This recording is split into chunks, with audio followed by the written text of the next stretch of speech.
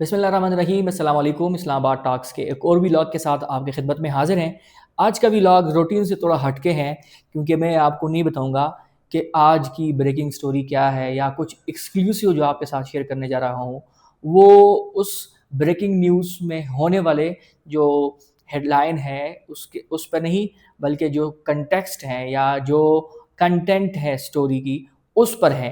Context इसलिए कि मैं आपको थोड़ा इसका बैकग्राउंड बताऊंगा, और कंटेंट इसलिए कि बाज़ औक़ात हेडलाइन में जो हमें चीज़ें बता रही होती है वो इतनी अहम नहीं होती जितनी अहम अगर आप उसकी कंटेंट एंड तक पढ़ें तो आपको चीज़े चीज़े नुकात की समझ आ जाती है कि ये क्या होने जा रहा है। 27वीं आईनी तरमीम आज सेनेट में पेश की गई, सुबह वफाकी काबीना से मंजूर करा दी गई, और वफाकी काबीना की जो इजलास था वो प्राइम मिनिस्टर साहब ने वीडियो लिंक के ज़रिए अटेंड किया।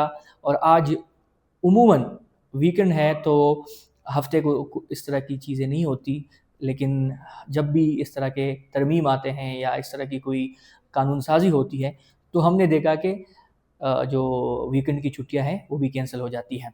तो आज जो हुआ उसके अंदर छुपी हुई जो कहानी है वो आपको बताऊंगा, और इमरान रियाज साहब ने जो इमरान खान के बारे में पेशेनगोई की थी वो कैसे दुरुस्त साबित हुई, और उसका लिंक इस तरमीम के साथ, इस कानून साजी के साथ कैसे है। आपको याद होगा उसने एक व्लॉग में कहा था कि इमरान खान की मिसाल जो है वो इस तरह है कि एक शेर को आपने कैद रखा है और उसको आप खुराक नहीं दे रहे हो, वो भूखा है, और आपको ख़तरा है या आपको अंदेशा है कि ये जब बाहर निकलेगा तो इसको खुराक के लिए जो भी मिलेगा वो हमलावर होगा और उसके नतीजे में मुझे भी नुकसान हो सकता है। इमरान रियाज ने अपनी व्लॉग में कहा कि जो लोग बाहर मौजूद हैं उनको ख़तरा है, वो ये समझते हैं कि वो अपने आप को प्रोटेक्ट करें, और जब प्रोटेक्शन उनको मिल जाए तो फिर अगर शेर बाहर आ भी जाए तो इतना कोई उनके लिए ख़तरे की घंटी नहीं होगी। आज जिन जिन लोगों को ताहयात इस्तिस्ना मिल गया, उनकी आप ट्रायल नहीं कर सकते, इनको आप कटहरे में खड़ा नहीं कर सकते, तो इससे अंदाज़ा ये होता है कि इमरान रियाज साहब ने जो कहा था वो बिल्कुल सच कहा था। किसी ने सोशल मीडिया पे लिखा कि इमरान खान को नीचा दिखाने के लिए, उसको कमज़ोर करने के लिए ये तरमीम हो रही है, और हो सकता है आज जो लोग हुकूमत में हैं वो इस तरमीम से बहुत खुश हो रहे हैं, लेकिन हो सकता है जब वो वक्त पलटेगा और वो लोग हुकूमत की बजाय अपोजिशन बेंचेस में बैठेंगे तो फिर इनको एहसास होगा कि उन्होंने अपने लिए कौन सी ख़तरात खुद खड़े किए हैं। इस तरमीम से ताकतवरों ने तो अपने आप को मजबूत कर लिया, अवाम के लिए क्या मिल गया, इसमें मैं बात करूँगा क्योंकि एक शिक है। मैं ये समझता हूँ कि इस पे बात करना बहुत इंपॉर्टेंट है, इसकी तफसीलात आपके साथ शेयर करना बहुत ही ज़रूरी है। और राजा नासिर अब्बास साहब वो इसको मुतनाज़ा क्यों करार दे रहे हैं, वो क्यों ये कह रहे हैं कि इससे सुप्रीम कोर्ट के जो मामलात हैं उसमें और तरमीम आईन पाकिस्तान के सालमियत पर जो हमला है वो इसे क्यों करार दे रहे हैं, इसकी डिटेल्स मैं आपके साथ शेयर करूँगा। व्लॉग एंड तक देखिएगा। तफसीलात शेयर करने से पहले अगर आपने हमारे यूट्यूब को सब्सक्राइब नहीं किया है तो हमारे चैनल को ज़रूर सब्सक्राइब कीजिएगा। आज की जो पहली स्टोरी है, हुकूमत ने आइन में 27वें आईनी तरमीम का मसौदा तैयार कर लिया है। मसौदे के मुताबिक 27वें तरमीम के तहत वफाकी आइनी अदालत के क़याम तजवीज़ दी गई है और इस पर इत्तफ़ाक़ राय भी है। मसौदा के मुताबिक वफाकी आइनी अदालत आइन की तशरीह और आइनी तनाज़ात के फ़ैसले करेगी। सुप्रीम कोर्ट से आइनी इख्तियारात वापस लेकर वफाकी आइनी अदालत को दिए जाएंगे। इससे फिर आपको पता चलेगा कि सुप्रीम कोर्ट के पास जो इख्तियारात पहले थे अब वो नहीं रहेंगे, तो सुप्रीम कोर्ट की जो पहली जो हैसियत थी वो नहीं रहेगी। इसके अलावा जो आर्टिकल 184 है उसको ख़त्म कर दिया जाएगा। 184 में चीफ जस्टिस सुप्रीम कोर्ट के उसको ये इख्तियार हासिल थी कि वो किसी भी इशू पर अज़ खुद नोटिस ले सकते हैं। इस तरमीम के बाद अज़ खुद नोटिस का इख्तियार ख़त्म हो जाएगा। आइनी मुकदमात अब सुप्रीम कोर्ट नहीं वफाकी आइनी अदालत सुनेगी।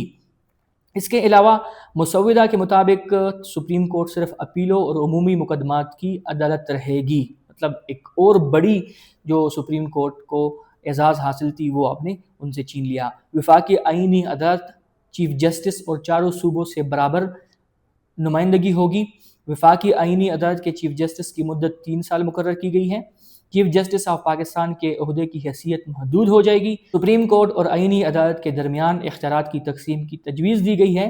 آئینی عدالت کے فیصلے ملک کی تمام عدالتوں پر لازم ہوگی، جس طرح سپریم کورٹ کے فیصلے لازم تھے۔ مسودہ کے مطابق فوجی ڈھانچے میں بڑی تبدیلی کی گئی ہے۔ Chairman joint chief of staff committee کا عہدہ ختم کر دیا گیا ہے۔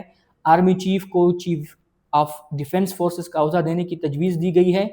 اس کے علاوہ آئینی ترمیم کے تحت فیلڈ مارشل اور دیگر اعلیٰ فوجی عہدوں کو تاحیات درجہ حاصل ہوگا۔ بہت ہی امپورٹنٹ ہے۔ اگر اس جملے کی آپ تشریح کریں تو وہ کچھ ایسی بنتی ہے کہ جو آئینی ترمیم ہے اس کے ذریعے یہ طے کیا گیا ہے کہ فیلڈ مارشل اور دوسرے اعلیٰ فوجی افسران کو ان کے عہدے کا درجہ یا رتبہ ساری زندگی کے لیے حاصل رہے گا۔ اگر آپ اس کو مزید سادہ الفاظ میں سمجھیں تو یہ لوگ ریٹائر ہونے کے بعد بھی اپنے عہدے کا درجہ یا عزت برقرار رکھیں گے، یعنی ان کا رتبہ ختم نہیں ہوگا بلکہ وہ تاحیات ہمیشہ کے لیے اس عہدے کے حامل سمجھے جائیں گے۔ تاحیات سے مطلب یہ ہے کہ جب تک یہ دنیا سے رحلت نہیں فرماتے تب تک ان کو اسی طرح ہی رسپیکٹ اور اسی طرح ہی درجہ دیا جائے گا جس طرح یہ ایک حاضر سروس ہے۔ ایک سادہ الفاظ میں آپ یہ بھی کہہ سکتے ہیں کہ یہ حاضر سروس ہی رہیں گے۔ اس کے علاوہ ترمیم کے ذریعے ججوں کا تقرری کا طریقہ کار بھی بدلا جائے گا۔ جوڈیشل کمیشن میں وفاقی آئینی عدالت اور سپریم کورٹ کے چیف جسٹس دونوں شامل ہوں گے۔ تقرری میں وزیر اعظم اور صدر کو کلیدی کردار حاصل ہوگا۔ پارلیمنٹ کو آئینی عدالت کے ججوں کی تعداد طے کرنے کا اختیار ملے گا۔ آئین کے آرٹیکل 42، 63A، 175 تا 191 میں ترمیم تجویز کی گئی ہے۔ مسودہ کے مطابق 27ویں ترمیم سے سپریم کورٹ کے اختیارات میں نمایاں کمی ہوگی۔ اس پر ماہرین کہتے ہیں کہ عدلیہ اور انتظامیہ کے اختیارات میں بڑا تغیر نظر آئے گا، جبکہ اپوزیشن جماعتوں نے مجوزہ 27ویں ترمیم پر شدید تحفظات ظاہر کی ہیں۔ جو حزب اختلاف ہے سینٹ میں، راجہ ناصر عباس صاحب، وہ کہتے ہیں کہ 27ویں آئینی ترمیم آئین کو متنازع بنا دے گی۔ یہ ترمیم آئین پاکستان کی سالمیت پر خطرہ ہے، جو بہت ہی امپورٹنٹ ہے۔ حکومت یہ بات یاد رکھیے گا، آج یہ لوگ حکومت میں ہیں، کل یہ لوگ اپوزیشن میں ہوں گے۔ یہ 26ویں آئینی ترمیم اور 27ویں آئینی ترمیم، مجھے ایسا لگتا ہے، یہ میری پیشن گوئی ہے، میری رائے ہے کہ یہ ان کے لیے گلے کی ہڈی بنے گی، لیکن ابھی قبل از وقت ہیں، اس کی طرف ہم نہیں جاتے، لیکن یہ میری ایک آبزرویشن ہے جو میں اس طرح فیل کر رہا ہوں۔ اس طرح وہ آگے بتاتے ہیں کہ پارلیمنٹ پاکستان کی نمائندہ نہیں ہے، ترمیم سے پارلیمنٹ کی حیثیت ختم ہو جائے گی۔ کس چیز کی جلدی ہے؟ 2 دن میں ترمیم پر فیصلہ کرنے کا کیوں کہہ رہے ہیں؟ 1973 میں جو آئین آیا وہ نئے پاکستان کا تھا۔